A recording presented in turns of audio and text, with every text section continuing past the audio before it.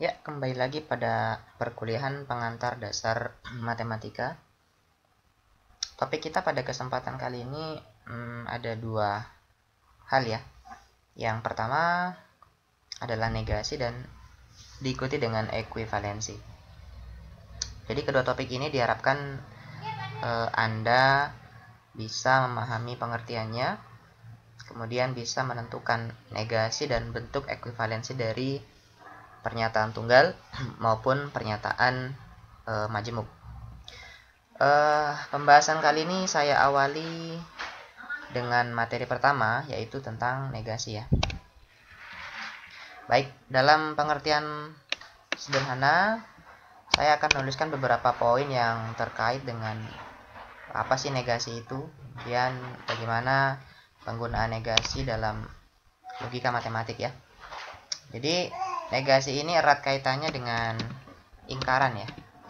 Ingkaran atau lawan, tentu lawan dari suatu proposisi atau pernyataan. Jadi disebut lawan artinya apa? Berarti kalau lawan, fokus kita atau perhatian kita adalah munculnya ya pernyataan baru. Nah, ini yang memiliki nilai kebenaran, maksudnya nilai kebenaran yang berlawanan. Nah, ini ada kata berlawanan dari pernyataan asal ya. Ini konsep pentingnya. Jadi kalau misalkan saya punya pernyataan P ya, maka dalam hal ini kita bisa menyatakan bahwa kemungkinan P bernilai benar ya, satu kemungkinannya, maka saya bisa menuliskan negasi atau ingkaran dari P. Dalam hal ini ingkaran saya biasa gunakan simbol di equation ya. Dalam logika kita menggunakan simbol negasi ini ya. Nah, seperti itu. Maka negasi P dalam hal ini memiliki nilai kebenaran yang salah. Artinya saling berlawanan. Namun jika yang di atas, yang P-nya bernilai salah, tentu lawan kebenarannya yang di bawah bernilai benar. Ya, seperti itu. Ini saya kasih warna supaya seragam pasangannya ya. Jadi supaya Anda bisa paham bagaimana bentuk pasangan antara dua pernyataan, yang satu benar, yang satu salah, dan yang satu salah, yang satu benar ya. Nah, untuk memahami pernyataan-pernyataan yang akan dibuatkan negasinya, sebagai contoh ya, kita akan membuat contoh. Nah, contohnya apa? Contohnya sederhana saja. Kita mengambil contoh yang majemuk, contoh ya. Nah, ini equation yang main ini. Contoh satu ya. Nah, contoh satu di sini, misalkan saya mau buat pernyataan dalam bentuk disjungsi ya. Nah, segitiga merupakan bangun datar ya. Kemudian atau segitiga memiliki luas ya. Nah, dua buah kalimat atau dua buah proposisi tunggal yang kita hubungkan dengan kata atau. Nah, sekarang kita akan membuat disjungsinya atau membuat negasi dari disjungsi ini sedemikian hingga akan kelihatan bagaimana bentuk-bentuk kebenaran dari proposisi majemuk ini ya. Nah, jadi dalam hal ini saya misalkan P-nya apa? P-nya tentu adalah segitiga merupakan bangun datar ya. Nah, kemudian yang pernyataan Q adalah segitiga memiliki luas. Nah, untuk menyelidiki bagaimana bentuk negasi dari kalimat atau dari proposisi di contoh satu ini, kita bisa menggunakan tabel kebenaran ya. Nah, tabel kebenarannya harus disusun sedemikian rupa sehingga kita bisa melihat bentuk-bentuk kemungkinan ya, kemungkinan kebenarannya. Seperti itu. Namun sebelumnya dalam hal ini kita bisa melihat bahwa P tentu saja bernilai benar ya. Nah, kemudian untuk pernyataan Q juga bernilai benar. Nah, untuk menentukan bentuk negasi dari proposisi majemuk di atas, saya membuat sebuah tabel yang memuat beberapa kolom ya. Ini saya beri nama dengan kolom 1, 2, 3, 4, 5, dan 6. Kemudian dari kolom-kolom ini saya mau menempatkan proposisi-proposisi yang sudah ada di atas. Pertama dengan proposisi P tentu saja, kemudian proposisi Q. Lalu karena kita ingin mencari negasi, maka kita menempatkan negasi P di sebelah situ, atau kita tulis seperti ini ya, negasi P. Kemudian ada juga negasi Q dalam hal ini. Nah, kemudian di kolom berikutnya saya mau menempatkan pernyataan awalnya ya, yang segitiga merupakan bangun datar atau segitiga memiliki luas. Berarti saya bisa tulis dalam bentuk P atau Q ya, dalam bentuk simbol ya. Bentuk simbolnya adalah P, kemudian kita gunakan operator disjungsi ya, P atau Q, seperti itu. Nah, kemudian khusus di tabel yang maksud saya pada kolom nomor 6 ini, saya ingin menegasikan pernyataan yang ada pada kolom 5. Jadi saya bisa menulisnya sebagai negasi dari ya, dan tentu saja dari yang ada di sini ya, negasi dari pernyataan di kolom 5 ya. Ini maksudnya negasi berlaku untuk semuanya. Baik, untuk kemungkinan pertama, karena kedua pernyataan segitiga merupakan bangun datar dan segitiga memiliki luas ya, masing-masing ini bernilai benar, ini juga benar. Nah, tentu kalau di negasi P-nya berarti lawan dari benar ya, yaitu salah. Ya, ini saya kasih warna merah. Berarti ini adalah negasi dari P. Sedangkan negasi Q juga salah, karena Q-nya bernilai benar ya. Nah, kemudian pada kolom 5, P atau Q ya, dalam hal ini disjungsi akan berlaku benar jika kedua pernyataannya benar ya. Baik P maupun Q di contoh ini adalah benar, jadi di sini bernilai benar. Nah, sedangkan negasi dari disjungsi ya, ini tentu bernilai salah gitu ya, tentu bernilai salah. Nah, seperti itu. Nah, ini adalah sebuah pemisalan yang memudahkan kita untuk melihat bagaimana hubungan antara negasi dengan pernyataan awalnya. Nah, seperti itu. Kemudian setelah itu kita bisa membuat kemungkinan yang lain ya, atau saya bisa membuat kemungkinan lain jika pernyataan pertama itu benar ya, kemudian yang kedua salah. Di sini Anda juga bisa menilai kebenarannya bahwa negasi dari P tentu saja salah ya. Kemudian negasi dari Q ya, negasinya salah adalah dalam hal ini benar ya. Nah, sehingga jika kita konjungsikan antara P dengan Q, dalam hal ini Q-nya salah, maka kesimpulannya masih benar. Ya, masih benar. Dan untuk kolom ke-6, ya, negasi dari P atau Q adalah negasi dari kolom kelima, yaitu salah ya. Dalam hal ini berwarna merah. Ya, seperti itu. Kemudian untuk kemungkinan berikutnya, jika pernyataan pertama atau P-nya bernilai salah, maksud saya adalah salah. Kemudian pernyataan keduanya atau Q-nya bernilai benar. Nah, di sini kita bisa membuat ya, negasi dari P adalah benar, kemudian negasi dari Q-nya adalah salah.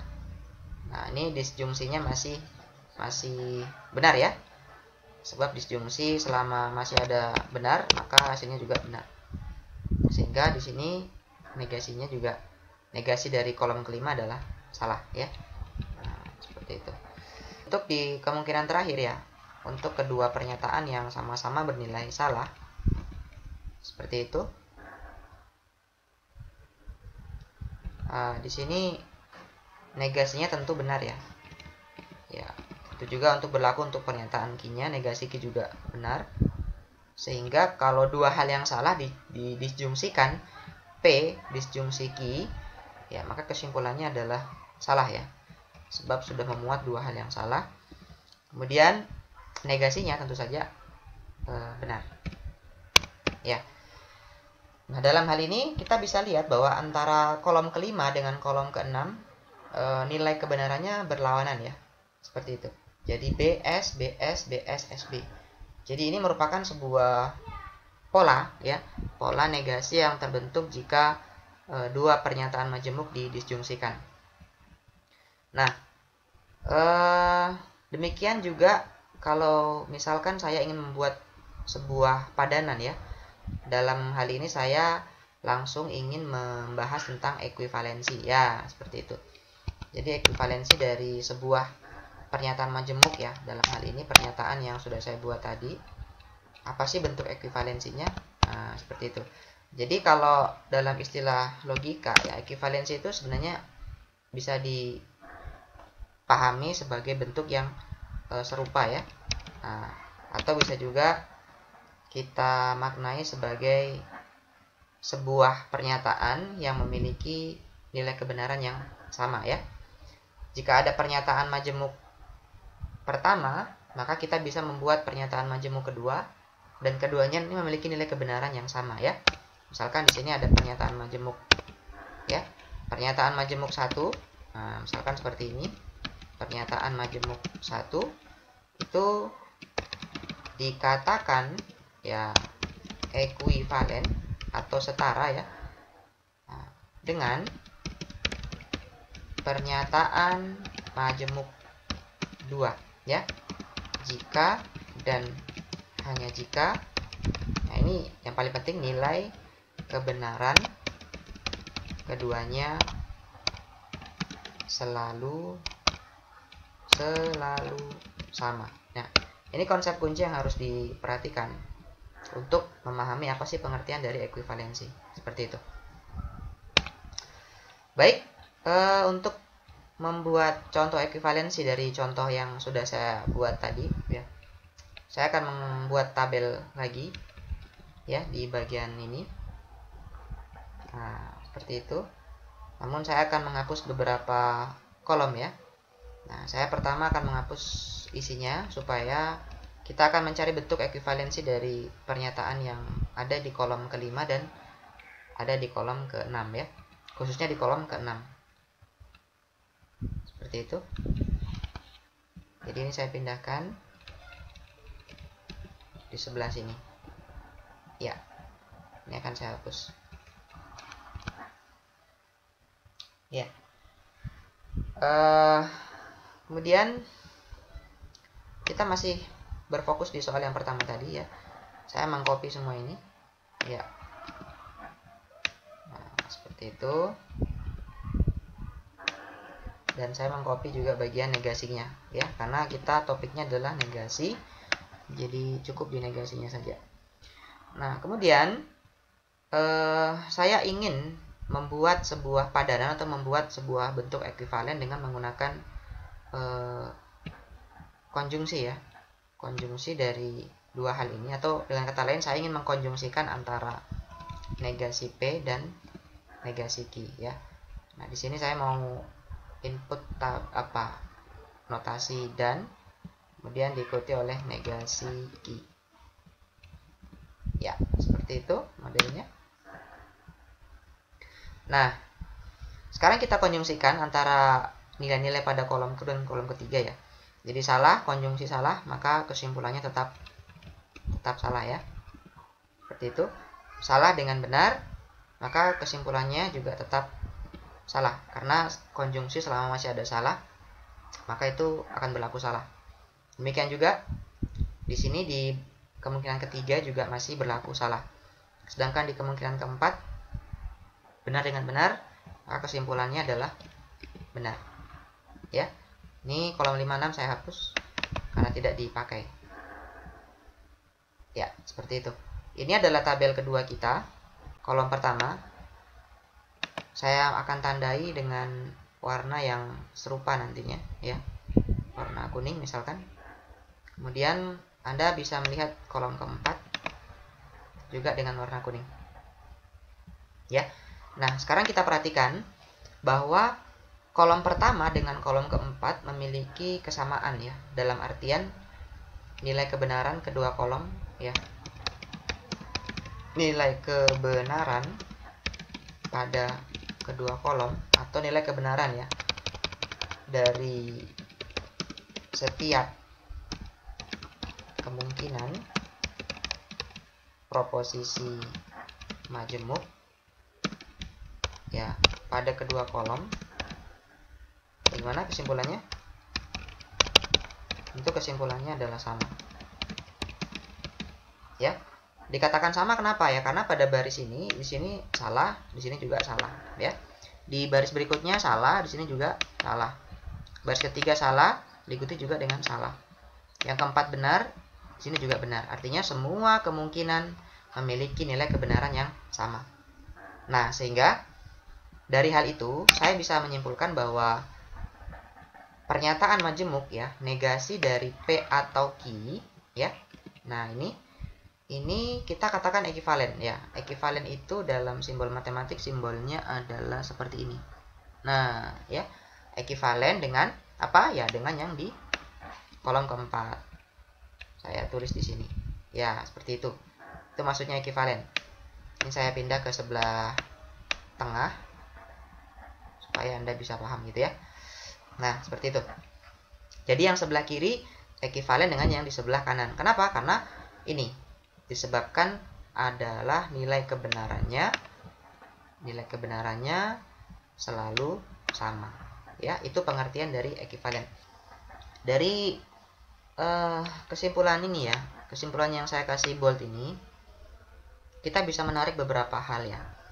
Yang pertama, untuk mencari negasi dari sebuah pernyataan majemuk ya, sebenarnya mirip seperti operasi bilangan ya, tapi sekali lagi ini hanya mirip. Jadi negasi itu seolah-olah masuk ke dalam masing-masing proposisi ya. Nah, cuma pembuktiannya tidak seperti itu ya. Jadi ini adalah langkah saja untuk memudahkan kalian untuk memahaminya.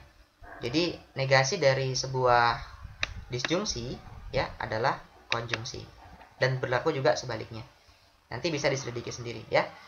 Nah, kemudian bagaimana kalau pernyataannya berbentuk implikasi ya? Nah, seperti contoh yang berikut, saya akan buat contoh kedua ya. Ini kan contoh pertama ya. Nah, saya akan copy ini. Kita akan pindahkan di halaman berikutnya untuk menentukan ekuivalensi dari implikasi. Ya, seperti itu. Saya akan buat contoh kedua. Nah, contoh keduanya tentu menggunakan jika maka ya. Berbunyi misalkan jika bilangan, maksud saya jika himpunan ya, jika himpunan bilangan, kita mulai dari bilangan asli ya. Jika himpunan bilangan asli memuat bilangan ganjil ya, nah maka dalam himpunan bilangan ganjil, nah ini saya akan membuat contoh dalam bentuk matematika, maka dalam himpunan bilangan ganjil terdapat bilangan prima. Nah, seperti itu. Ini adalah sebuah proposisi majemuk yang dihubungkan oleh operator jika maka, atau dalam hal ini operator implikasi ya. Baik, sekarang kita mau memisalkan ya. Saya akan memisalkan himpunan bilangan asli memuat bilangan ganjil ini sebagai proposisi P, sedangkan proposisi Q-nya berbunyi himpunan bilangan ganjil atau dalam himpunan bilangan ganjil terdapat bilangan prima. Ya, seperti itu. Nah, sekarang ini akan saya ganti simbolnya dengan implikasi. Implikasi masih ingat tentu simbolnya? Simbolnya adalah panah satu arah. Ya, sekarang kita akan mencari bentuk panah satu arah dari pernyataan P ke pernyataan Q, dan tentu saja di sini saya ganti dengan seperti itu ya. Nah, ini akan saya hapus karena sebentar kita akan selidiki apa bentuk dari modelnya. Nah, untuk contoh yang kedua ini, sekarang kita tentukan dulu nilai kebenarannya ya. Himpunan bilangan asli memuat bilangan ganjil, gitu. Apakah hal ini berlaku benar? Ya, tentu saja. Jawabannya adalah benar ya. Sebab himpunan bilangan asli atau himpunan bilangan asli itu dimulai dari 1, 2, 3, 4 dan seterusnya. Nah, di dalam himpunan bilangan asli terdapat angka-angka ganjil seperti 1, 3, 5, 7, 9 dan seterusnya. Maka semua bilangan ganjil dimuat oleh himpunan bilangan asli. Oleh karena itu saya bisa memberi nilai benar untuk pernyataan P. Nah, sedangkan pernyataan Q adalah dalam himpunan bilangan ganjil ya, dalam 1, 3, 5, 7, 9 seterusnya itu terdapat bilangan prima. Terdapat bilangan prima, berarti tidak semuanya berbentuk prima ya. Terdapat. Nah, sekarang coba kita lihat. 1, 3, 5, 7 ya. Yang prima kalau ada kata terdapat ya minimal 1 sudah cukup. Ya, 3 prima ya. Kemudian 5 prima ya. 7 prima iya. Nah, jadi terdapat 3 bilangan prima di awal. 11 iya. Ya, oleh karena itu terdapat tidak berarti semua. Cukup 1 sudah menunjukkan bahwa itu terdapat bilangan prima. Maka karena terjadi hubungan seperti itu bahwa ada bilangan prima yang dimuat oleh bilangan ganjil. Ya. Contohnya tadi yaitu 3, 5, 7, 11, 13, 17 itu prima semua. Dan dia juga dimuat dalam himpunan bilangan ganjil. Maka kalimat ini atau pernyataan ini juga bernilai benar ya. Nah, saya kasih B. Nah, sekarang kemungkinan-kemungkinan yang terjadi ya, kita ngambil dari contoh ini adalah contoh yang terjadi pada baris pertama ini ya. Nah, baris pertama ini. Nah, setelah kita implikasikan, tentu kalau P implikasi Q benar dengan benar, tentu hasilnya adalah benar. Di sini adalah benar. Nah, kalau benar berarti negasinya adalah salah atau lawan dari benar adalah salah. Kemudian untuk kemungkinan yang kedua ini benar salah, maka implikasinya pasti salah ya. Nah, negasinya dari salah adalah tentu saja benar. Berikutnya, implikasi dari salah. Jika salah maka benar, atau jika P maka Q, salah benar. Di sini kesimpulannya masih benar, ya. Dan tentu negasinya dalam hal ini salah. Dan yang terakhir, untuk dua hal yang bernilai salah, implikasinya benar. Dalam hal ini benar, dan lawannya tentu salah. Nah, seperti itu. Nah, sekarang jika implikasinya sudah ketahuan ya, nah bahwa setiap kemungkinan ini kita bisa membuatkan pembuktian atau mencari bentuk ekuivalensinya.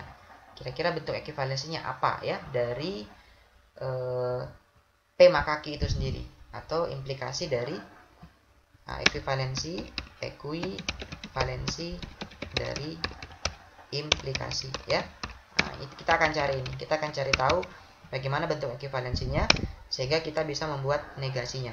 Jadi setelah ada implikasi, maksudnya ada ekuivalensinya, baru ditentukan negasinya ya. Seperti itu. Bagaimana bunyi kalimatnya? Nah, tentu harus dicari bentuk ekuivalensinya. Nah, selanjutnya saya akan memodifikasi tabel ini, memodifikasi isinya sehingga bentuknya tidak lagi sama ya. Karena tujuan kita adalah mencari apa sih bentuk ekuivalensi dari implikasi itu. Nah, untuk lebih jelasnya, namanya modifikasi ya berarti saya mau buat hal-hal yang boleh-boleh saja berlaku ya. Artinya kita gunakan coba-coba seperti itu. Pertama saya akan hilangkan tanda negasinya ya. Di sini tanda negasi saya hapus sehingga yang muncul hanya Q ya. Kemudian kalau Q berarti sudah ada di kolom kedua, jadi otomatis kolom keempat akan saya hapus. kolom keempat saya hapus. Nah, sehingga saya akan mencoba mendisjungsikan antara kolom ketiga dengan kolom kedua. Nah, seperti itu. Saya akan disjungsikan di sini antara negasi P dengan Q. Nah, namanya modifikasi, kita buat sekreatif mungkin ya. Kira-kira nanti nilai kebenarannya sama atau tidak. Seperti itu. Nah, negasi P atau Q. Baik. Q-nya saya konsisten saja pakai huruf kecil. Sini pakai huruf kecil. Tuh, maaf. Ini ada kesalahan. Ya, di sini P-nya juga menggunakan huruf kecil ya. Kemudian sekarang coba mari kita perhatikan. Negasi P adalah S ya atau B. S atau B, kesimpulannya masih B ya. Nah, saya tulis di sini. Kemudian yang kedua, negasi P-nya adalah S atau S, maka kesimpulannya juga tentu S. Dan yang ketiga, B atau B, kesimpulannya pasti B ya, karena dua hal yang benar. Kemudian yang keempat, B atau S, kesimpulannya juga masih benar. Nah, sekarang saya akan memindahkan tabel ini ke tengah. Sekarang coba Anda simpulkan apa yang terjadi pada kolom ke-5 dan kolom ke-6. Ya. Sekarang saya akan warnai kedua tabel ini, kedua kolom dengan warna yang sama. Ya. Ternyata nilai kebenaran dari kolom ke-5 dan kolom ke-6 sama. Nah, sesuai dengan pengertian ekuivalensi, maka saya bisa menyimpulkan bahwa P implikasi Q, nah saya pindahkan di sebelah bawah, bahwa P implikasi Q bisa dikatakan ekuivalen. Nah, bisa dikatakan ekuivalen. Ekuivalen tadi simbolnya adalah yang garis 3. Kita cari dulu, ini dia. Nah, ekuivalen dengan apa? Ekuivalen dengan negasi P atau Q. Ya, ini yang sudah didapatkan ya. Jadi, untuk menentukan bentuk-bentuk ekuivalensi ya kita coba-coba saja. Itu cara saya tadi ya. Tetapi Anda sebagai pembaca atau sebagai mahasiswa nanti akan banyak menemukan bentuk ekuivalen yang sudah terbukti dari buku referensi. Cuma tinggal membuktikan prosesnya saja ya. Kalau bentuknya sudah ditentukan ya, tinggal menyusun bagaimana modifikasi tabel kebenarannya, itulah yang menjadi tugas Anda. Seperti itu. Sehingga kita kembali ke atas ya, ke tabel ini. Sehingga kalau kita menegasikan ya, sekarang kita masuk ke negasi lagi setelah mencari bentuk ekuivalensinya. Sehingga kalau kita menegasikan P implikasi Q, ya kira-kira bagaimana caranya? Ya cukup sederhana. Caranya adalah dengan menggunakan prinsip ekuivalensi tadi. Nah, yang di dalam kurung ini ekuivalensinya dituliskan dulu, ya. Jadi ekuivalensi dari yang dalam kurung ini adalah yang hitam ini ya. Nah, itu kita pindahkan di bawah. Kita pindahkan, kita berikan tanda kurung boleh. Seperti itu. Nah, seperti itu ya. Tapi negasinya yang di luar tetap ditulis. Nah, seperti itu. Kemudian diikuti lagi dengan tanda ekuivalensi lagi. Karena masih bisa diproses ya. Ini masih bisa diproses. Nah, seperti itu. Jadi, negasi dari negasi pernyataan ya. Negasi dari negasi P tentu akan kembali ke P itu sendiri. Kemudian, ya, negasi dari suatu konjungsi. Nah, seperti tadi saya katakan di awal, negasi dari suatu konjungsi, maksudnya negasi dari suatu disjungsi adalah konjungsi, dan negasi dari suatu pernyataan Q, nah, tentu adalah negasi Q. Ya, saya tulis di sini negasi dari Q ya. Nah, Q-nya kita gunakan warna biru. Saya paste. Nah, seperti itu. Jadi, bentuk yang ini bisa kita sederhanakan menjadi negasi dari implikasi tidak lain atau bisa dikatakan dia ekuivalen dengan yang paling ujung. Ini saya hapus yang paling tengah ya. Saya hapus. Sehingga hasilnya adalah negasi dari P implikasi Q ekuivalen dengan P dan negasi Q. Nah, sekarang kita atau Anda akan saya ajari untuk melihat apakah betul ini ekuivalen ya. Nah, sekarang saya kasih tanda tanya. Apakah betul ini ekuivalen? Selanjutnya bisa diperlihatkan melalui tabel kebenaran berikut ini. Selanjutnya di tabel yang ini ya, saya akan memperlihatkan apakah bentuk yang terakhir ini betul atau tidak ekuivalen ya. Nah, tentu dengan mengcopy hasil yang ada di tabel pada kolom 6 ya. Negasi dari P implikasi Q kita copy semuanya, kita pindahkan di kolom ketiga. Seperti itu. Nah, sedangkan di kolom kelima, ini saya ganti ya, kolom 4 namanya. Sini kolom 5. Nah, di kolom keempat kita atau saya akan menggantinya dengan ini ya, yang P dan negasi Q. Nah, P dan negasi Q. Apakah sudah ada di atas? Ternyata belum ada. Sekarang kita coba proses P dan negasi Q. Saya buat negasi Q di sini ya. Saya buat dulu negasi dari Q.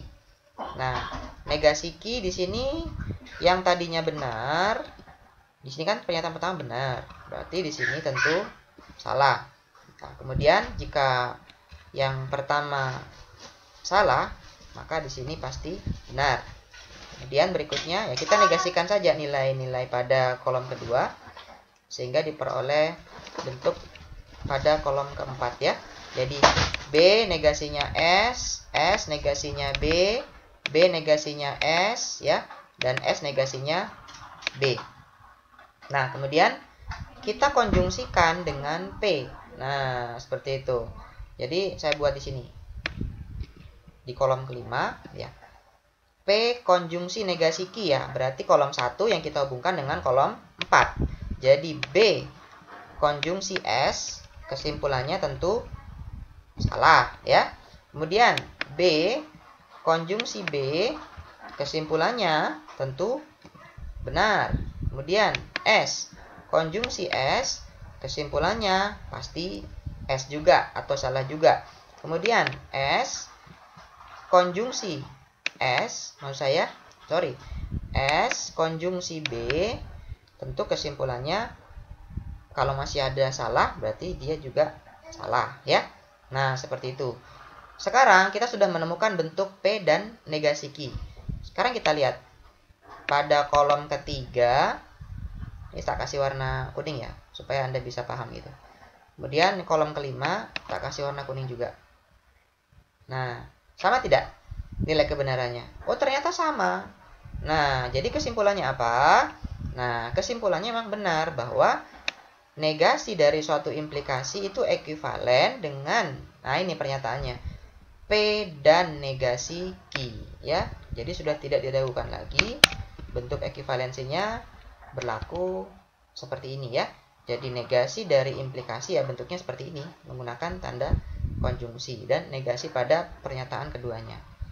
Ya, seperti itu. Ya, itulah materi tentang ekuivalensi sekaligus negasi ya, atau negasi sekaligus ekuivalensi.